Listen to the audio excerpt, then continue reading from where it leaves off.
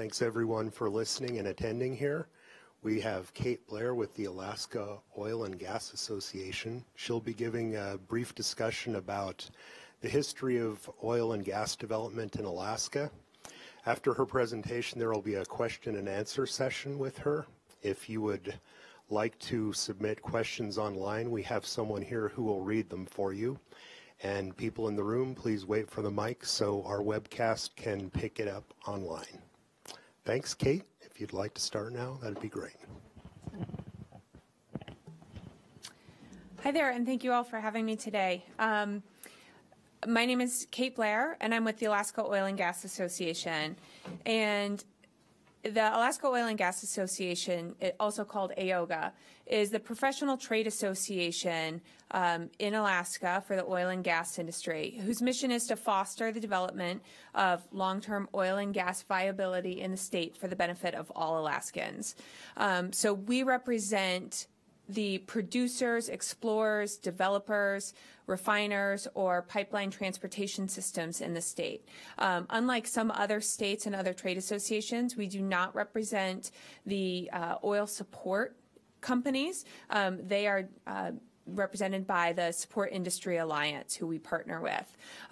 So you can see here our 10 member companies. We represent everyone from big oil companies, big international oil companies operating on the North Slope, to our small little refineries with PetroStar and some of our Cook Inlet members. So just a brief history to give some context to oil and gas in Alaska. Alaska has a very interesting relationship with the oil and gas industry, and the first discovery was made actually in Cordova in 1902. But the first commercial discovery was in the Cook Inlet at Swanson River Field. So it was that discovery that led to statehood for Alaska. So the federal government saw the commercial quantities of oil and gas available in the Cook Inlet and thought that, okay, well, Alaska can really pay their own way. They won't need federal funding to continue to support the people of Alaska. And so it was oil and gas that really led to statehood in 1959. When first oil started to flow from Swanson River, Alaska at the same time was at a huge budget deficit. Here was this big, brand new state that the federal government had already said, hey, we don't want to be your sole source of funding. So the Alaska State Legislature had to enact a personal income tax. They enacted alcohol tax, other taxes to fill that gap. But exploration in the Kenai Peninsula, the Cook Inlet, continued to follow. But then there was also exploration happening throughout the state. And so in 1968, two companies announced the discovery of Prudhoe Bay. And we've all heard of Prudhoe Bay, but Prudhoe Bay is what is considered an elephant field. It's the largest discovery, the largest oil field ever discovered. So does anybody know, I like to throw out quizzes, so as long as we're here, does anybody know how many dry wells were spudded in Prudhoe before they actually found oil? Okay, so there were 12 dry wells spudded before they actually found oil. And so that's just a good reminder that it takes a lot of work, a lot of time, and a lot of money to, even if you know that the oil's there, to find commercial quantities of it available. So we just did a very nice tour out to the Trans-Alaska Pipeline System, but the plans to build TAPS were developed in 1969, and then in 1974, construction began. So the state in 1969 had its first lease sale, or it had its biggest lease sale ever, and brought in almost $1 billion in that lease sale. And so now all of a sudden, oil was starting to flow in Alaska, but money was starting to flow in. So the construction began, and in 1980, Alaskans repealed the income tax. So there was so much money coming into the state, both in investment, in the form of royalties, in the form of production tax, that the state was like, we need to make sure that we can set some of this aside for future generations. And that's where the permanent fund came into place. And as many of you know, the permanent fund is 25% of royalties that are paid to the state go into the permanent fund. And then the people of Alaska each year receive a dividend based on the earnings of the permanent fund averaged over the last 5 years. And so last year, the permanent fund dividend was over $2,000 per person, which is really exciting for residents of Alaska. But it really signifies a very prosperous partnership between the oil industry of Alaska and the state of Alaska. So for the last 36 years, residents of Alaska have paid no state sales tax, no income tax, only federal taxes. And they continue to receive permanent fund dividends. So if you've received a permanent fund dividend every year, then since 1982, then at this point you would have received almost $40,000, $39,099. And it's $39,099. So for someone like my coworker, Sarah Erkmann, who is going to be here today, she's received a dividend every year. And so you can set those aside for college. There's a lot of people who use that dividend to help pay heating costs. I mean, for some people, that's a lot of money. So it averages out to be about $1,000 per year. It's been less, it's been more. It really all depends on the market and also the amount of principal that's in the permanent fund. So last year, the permanent fund principal was valued at about $52 billion. But another prosperous partnership with the state of Alaska is another piece to that partnership is that oil and gas has paid on average 85% of state revenues for all of statehood. And so, but not only that, it's a big private sector driver. And so for every one oil and gas company job, so for every person who works at BP or Exxon or even Kalis Energy or even Blue Crest Energy, for every one industry job, 20 other jobs are created throughout the state through spending, through revenues to the state government.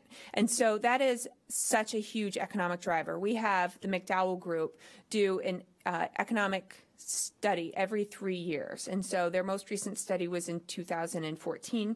And this was the first time that they had looked at both private and public economic impact of the oil and gas industry in the state. And so for every employee, the bigger that the industry is, the direct industry is, the bigger the state's economy is. And so it's been said by ICER that about 1/3 of our state's economy is oil. And that's because for every one industry employee, that not only are there support companies that support the oil and gas industry, whether it's transportation or food or hospitality, but then the revenues that go to the state that pay for state employees. And so, like I had just mentioned, the oil and gas industry is the single largest contributor to state government. So petroleum revenue has constituted about 85% of the state's unrestricted revenue for the past 50 years. And so that has, at this point, totaled $141 billion. And see, this is why I bring notes to make sure that I have. So royalties have accounted for $51 billion going to the state. Production tax has accounted for $56 billion. And then corporate income tax and property tax, and this is just the portion that goes to the state, has accounted for $34 billion. So certain boroughs receive most of their property tax from the oil and gas industry. So if you think about the Kenai Peninsula Borough, 9 out of 10 of their top taxpayers are from the oil and gas industry. Both Valdez and the North Slope Borough received more than 90% of their borough revenue from oil industry income or property tax. And so not only does the oil industry pay production tax, which is what we hear so much about, but there is also those other levers of tax with corporate income tax, property tax, and royalties. And so one question we get, especially from outside the state really often, is, well, what do the people of Alaska think about the oil and gas industry? I mean, they pay for everything. So do they love you? And the question is sometimes yes, sometimes no. So 80%, we do a poll each year, and so there are certain questions that we track.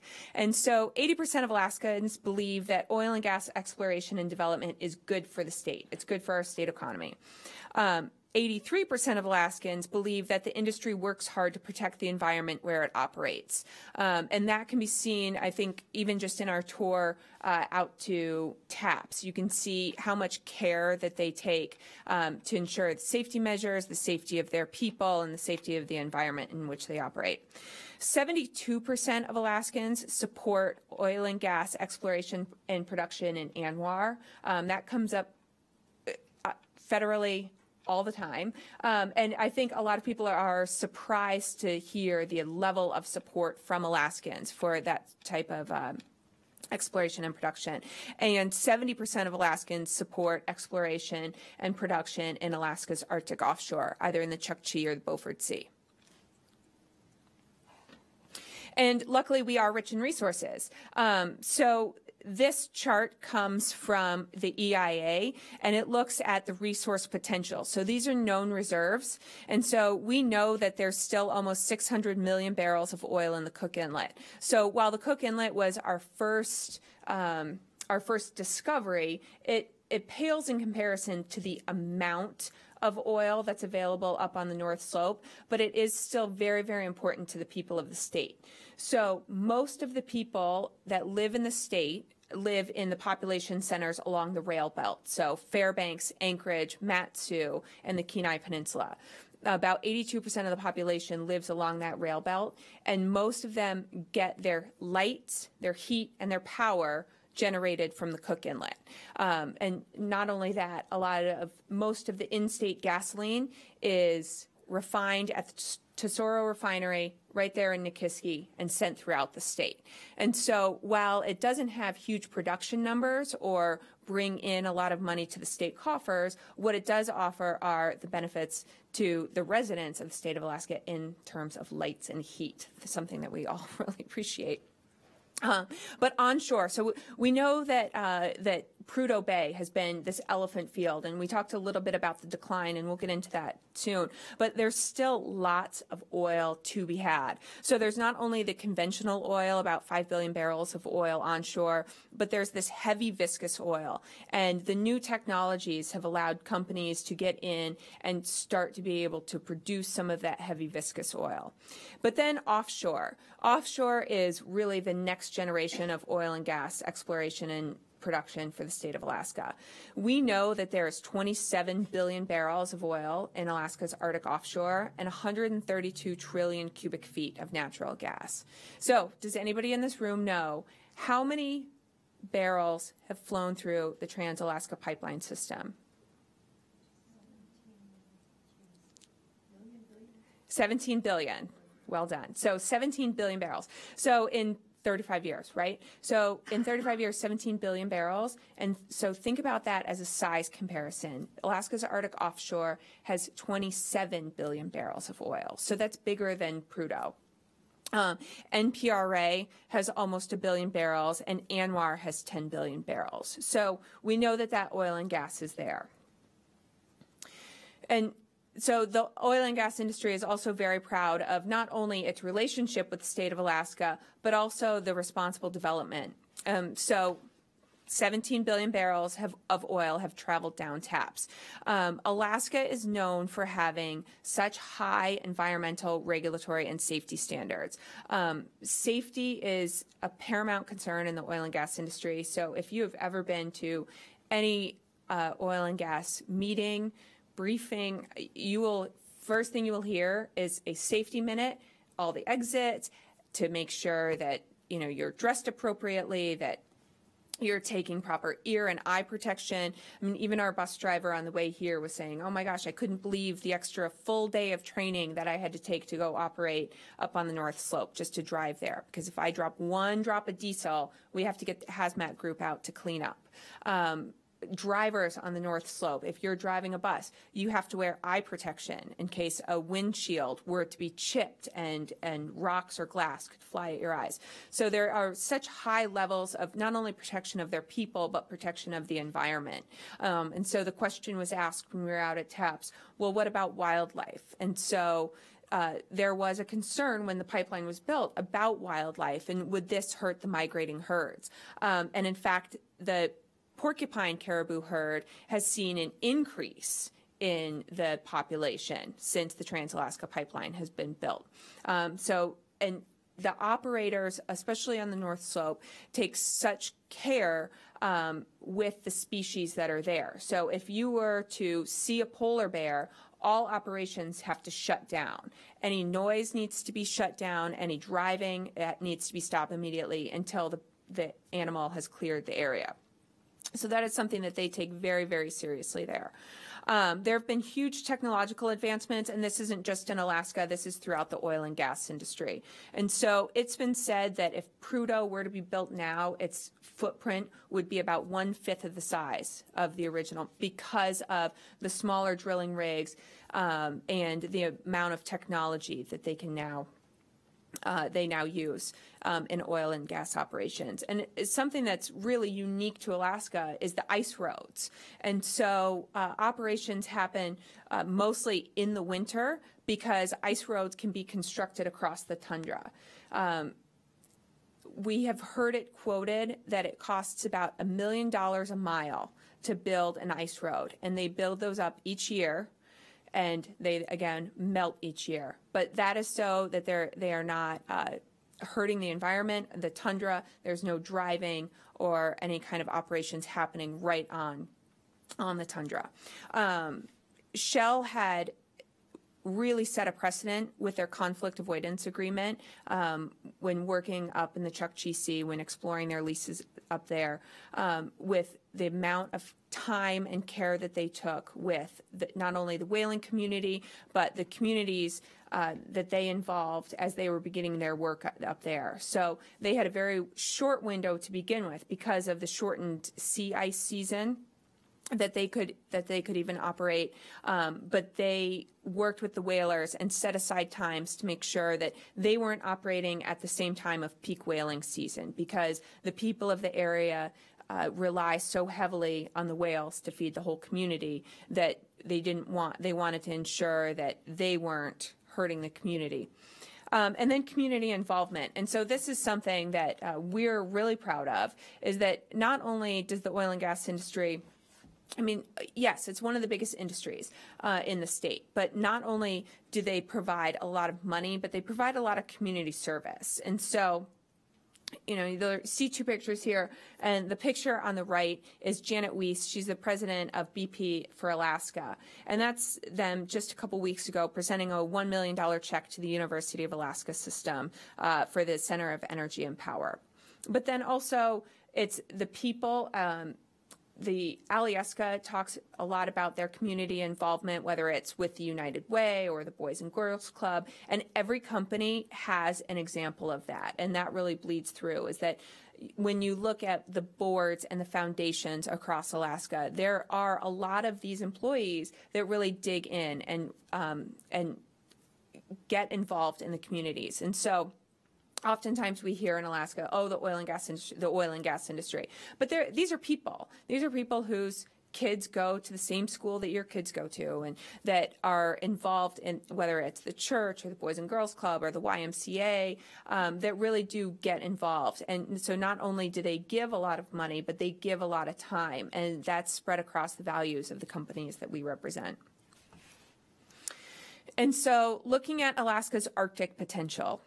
So like I said, there's known about 27 billion barrels of oil, but the Arctic counts for 13% of undiscovered oil, 30% of natural gas, and 25% of natural gas liquids.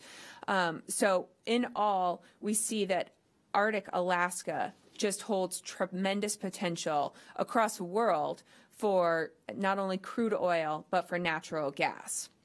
And so when we say that this is the next generation of oil and gas development, that we know that there is tremendous opportunity to be had in the Arctic environment.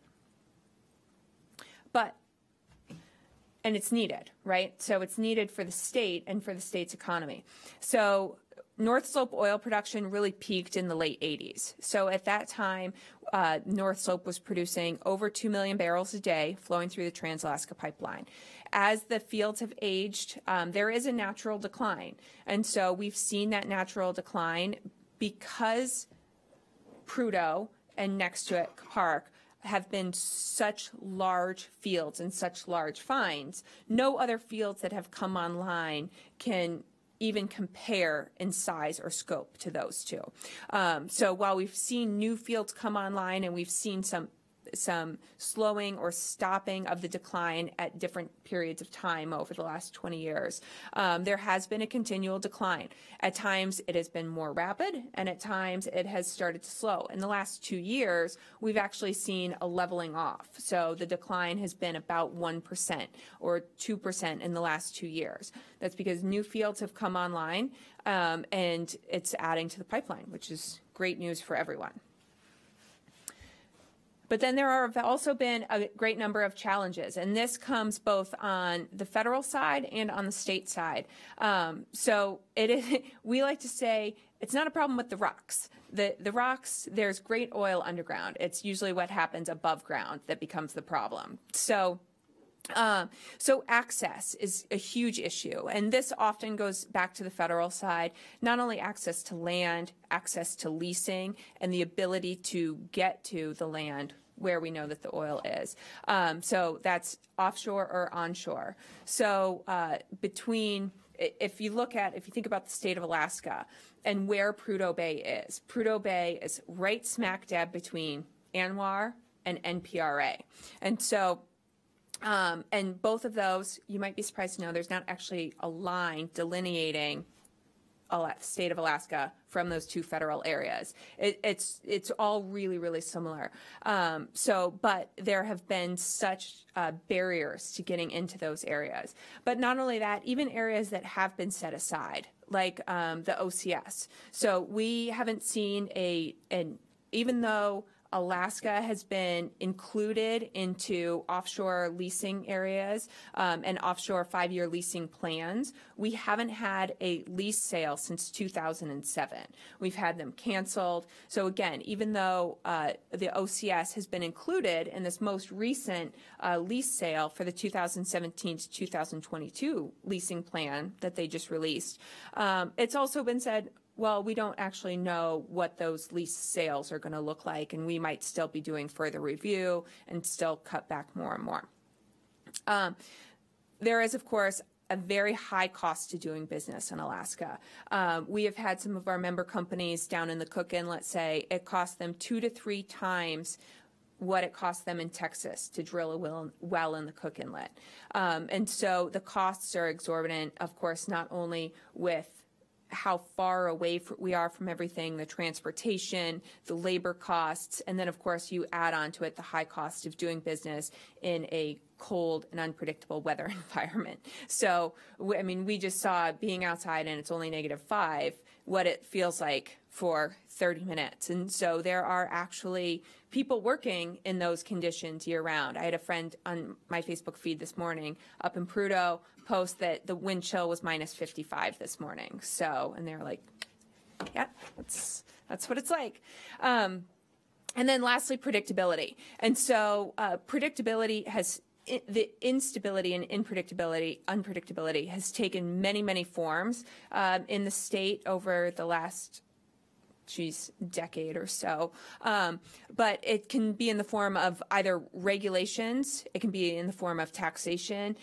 So if you look at Shell as an example, by the time they acquired their leases for $2.1 billion, and then were actually able to drill wells on their leases, and they not only had litigation about their leases, I have a list actually that I had to go on to 2 pages of my PowerPoint, so I can read them off here real quickly. But some of the instability and the regulations that we've seen are litigations over lease sales, Arctic regulations, Air Authority, Endangered Species Act issues and litigation, general permit for the Beaufort Sea, geotechnical general permit for both Beaufort and the Chukchi Sea, ANWR CCP, NPRA management plan, EPA small remote incinerators, EPA watershed assessments, temporary drill rig air permitting, anti-degradation regulations, hydraulic fracturing regulations, NOAA acoustic criteria, the Fish and Wildlife Service rulemaking, the ITRs, the ARRT authorization plan, and the DES general permits. And so those are just a few of the regulations that the companies have to not only manage and work with, but that can be ever-changing and often ever-changing on the dime. So that leads to a lot of unpredictability. And so, you know, when Shell came back and said, we are not going to explore further development in Alaska in the foreseeable future. And you think about it, they spent $7 billion to drill one well. And they had to have 2 drill rigs, both in the Chukchi Sea at the same time, 15 miles apart, but only one could work at a time. And so they would need to have a pretty significant find from that one well to make that economic to go forward, right? And so, there are a lot of challenges. And on the state side, you know, even right now, the oil and gas industry still provides the lion's share of the state revenues. And in this low price environment where every company is working as hard as they can, and many are cash flow negative. The state of Alaska is also in a tight budget situation and is looking at the oil and gas industry to raise taxes at a time like this. So there is a lot of unpredictability, and it makes it very hard to make long-term plans. When companies are looking at an area where they are going to make a $1+ billion investment, they need some long-term assurance, and oftentimes that can be a challenge in Alaska. But on the bright side, we do have some really great things moving forward.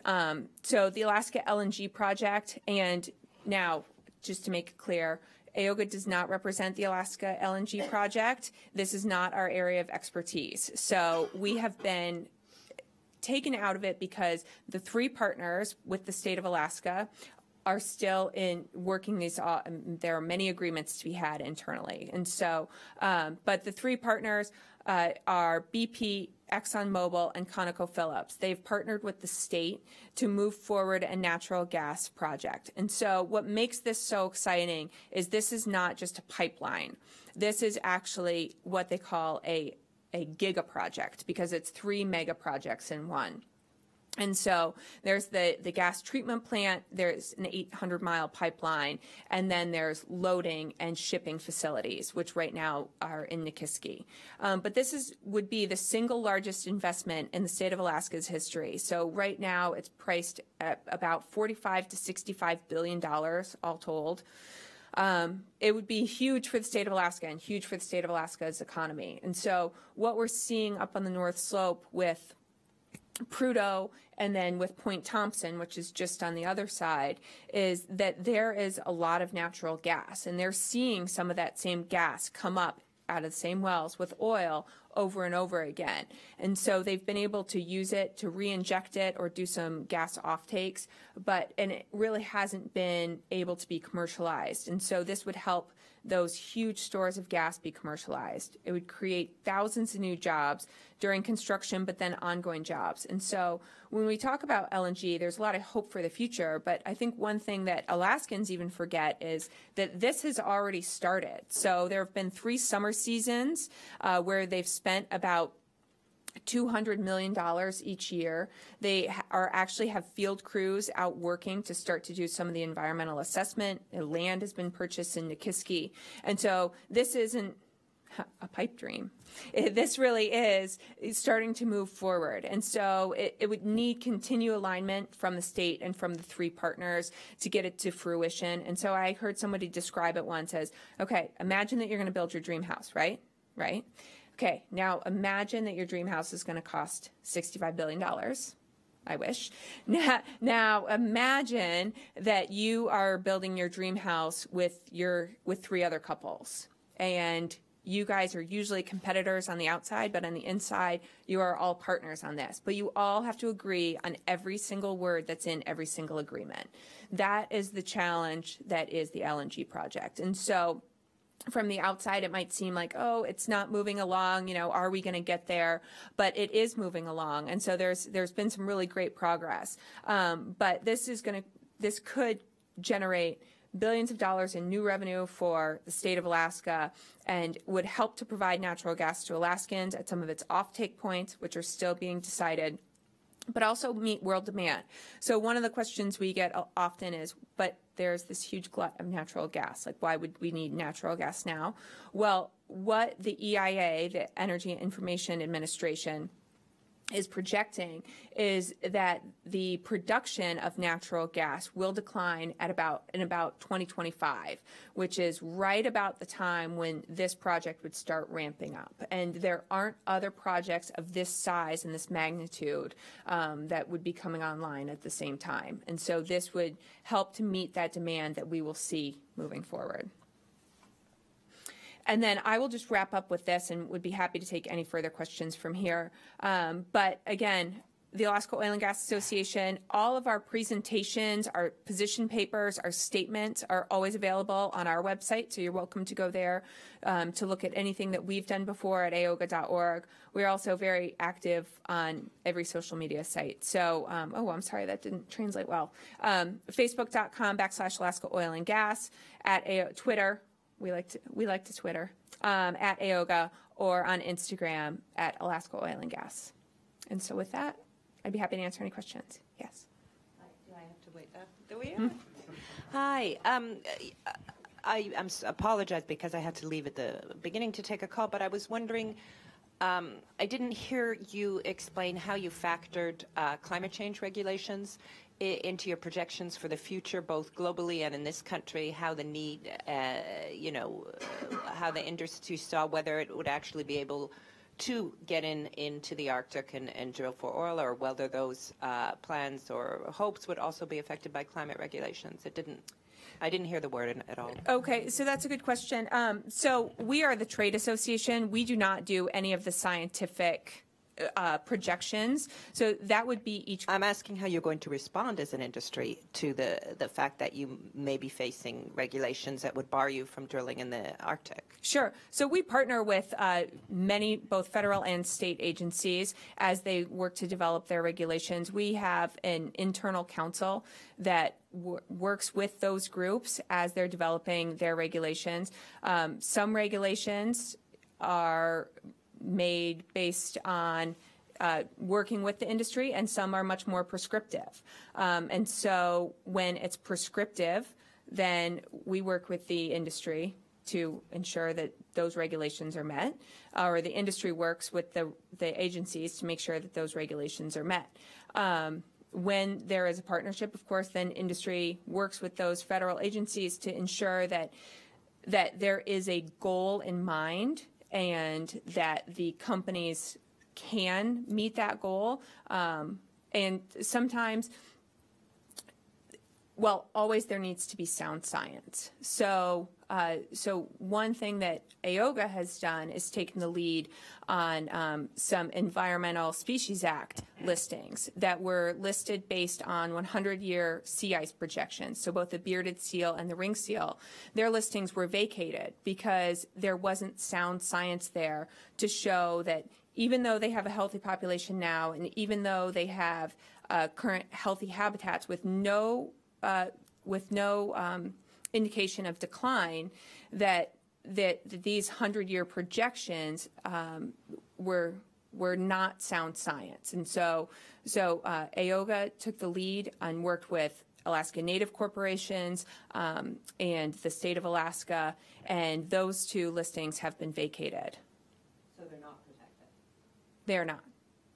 Okay. They are no longer listed as threatened under the Endangered Species Act.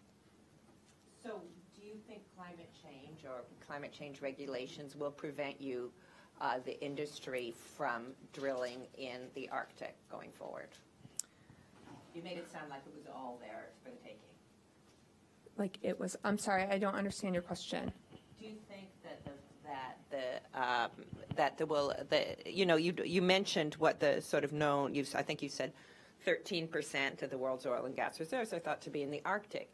Do you foresee that climate change regulations, whether globally, what's happening in, whether domestically or the global climate change agreement, will have any effect on the industry's ability to access those resources and extract those resources? Yeah, absolutely. And we have started to see that in the United States, and we expect to continue to see that globally, that with increased science, there's in no way did I mean to say that the oil is just all there for the taking, and I think Shell's a great example of that, with the amount of regulatory hurdles that they had to get through to drill their well this past year.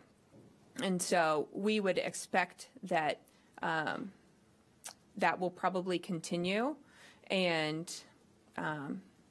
it can be a challenge for the industry because it is so costly, and oftentimes it can be a very lengthy and unpredictable process.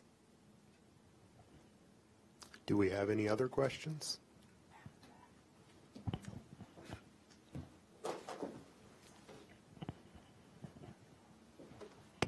Matt Miller from KTLO, and I just want to pin you down on a figure that was in one of your slides. I believe it mentioned, unless I'm wrong, 10 billion barrel oil reserves in ANWR. Now, I guess the common lore is that the results of the only test well in ANWR, they're buried in a locked filing cabinet somewhere in some state office and never to see the light of day. So how do you know about that figure? How are you sure about that 10 billion oil? I will get you the source of that chart. Okay. Yeah. And can you explain it though? No, I can't. No, I don't have any further explanation to. Let me get you the source, and then you can. I guess I don't understand what you want me to explain. Well, I just want to know how that figure.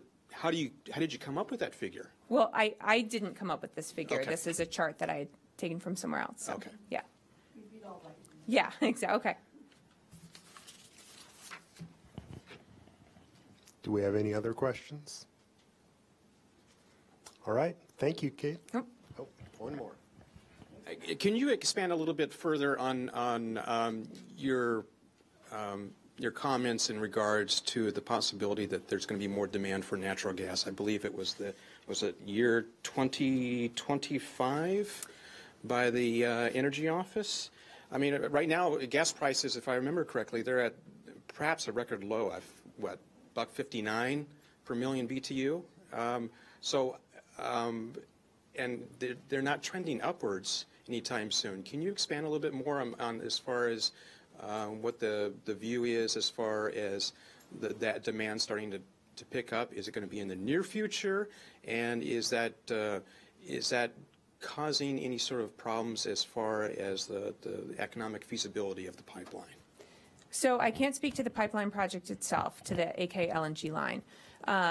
What I can say is that the Energy Administration Office, it's a government office that tracks all types of energy sources, and so their charting shows that the demand for natural gas will continue to increase, and the actual production of natural gas will continue to decrease.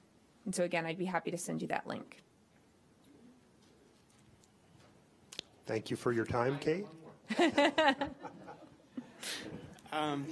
Can you comment on you also mentioned about the predictability as some of the factors as far as the industry, and can you comment at all on the current move by the legislature to reduce or eliminate exploration and development tax credits, which some lawmakers see as kind of a financial loophole, and they're bleeding money away from these credits? What's the industry's view on the potential elimination of those credits? Well, thank you for that question. We have written a very detailed position paper that we would be happy to share with you, and it's also available on our website. House Bill 247, I think is what you are referring to, is in House Resources right now, and it is a very comprehensive bill that not only eliminates tax credits, but also raises minimum tax and also has other incremental tax changes that at this time would be very, very detrimental to the industry. Like you said, the industry, because of low oil prices, the state is in a really tight budget position, and we absolutely understand that. The state receives about 75 to 85% of their revenues from the oil and gas industry. The oil and gas industry receives 100% of its revenues from the oil and gas industry. So when prices are at record lows, which they are right now, when accounting for inflation, the industry is cash flow negative and is in a very tough position. And you can see that across Alaska. We've seen many companies being as efficient as possible, and whether that means layoffs, whether that means certain companies not operating in the next year or leaving Alaska, like we've seen, the companies are in a very tough position. But we can say that the tax credits have been very beneficial, and the uptick in oil production in the Cook Inlet and gas production in the Cook Inlet are a great example of that. And so you might remember that in 2009, the mayors of the boroughs of Matsu and Anchorage and Kenai Peninsula were getting on the radio and saying, hey, we're going to do rolling blackouts tonight. We're going to do what we call brownouts, where we want everybody to turn your lights and your heat down for a couple hours because we have really low shortages of natural gas. And so that affects a great deal of the residents of the state of Alaska. And because we had such shortages. Now, big companies had moved out of Alaska. There wasn't natural gas storage, and so the legislature acted very quickly to implement the Cook Inlet. The Cook Inlet. Now I'm blanking on the name, but it was the Cook Inlet Recovery Act. Thank you. But it really was a renaissance for Cook Inlet.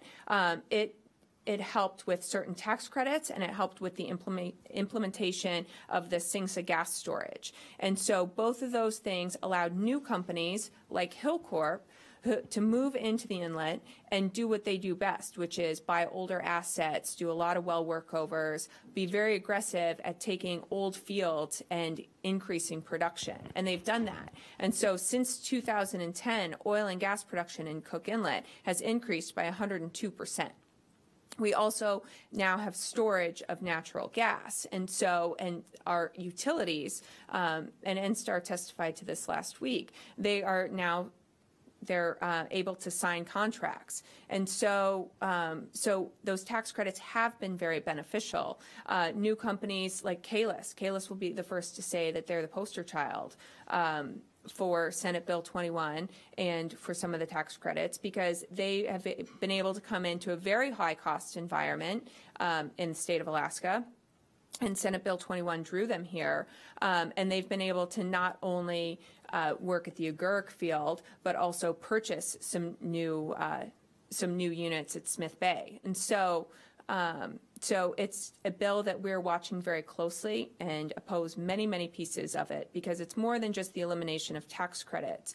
When companies like the oil and gas industry are in tough economic times, it is not going to help increase production, is not going to help them get out of tough economic times to raise their tax level. And some of the modeling that the state of Alaska has done on what this bill proposes shows that the oil and gas industry would have to pay more than 100% government take at all prices under $60. So I don't know about you, but if I knew that I had to work and give it all to the government up to a certain amount, that would be really hard for me to go to work there. Do we have any other questions? All right. Thank you for your time. Thank you.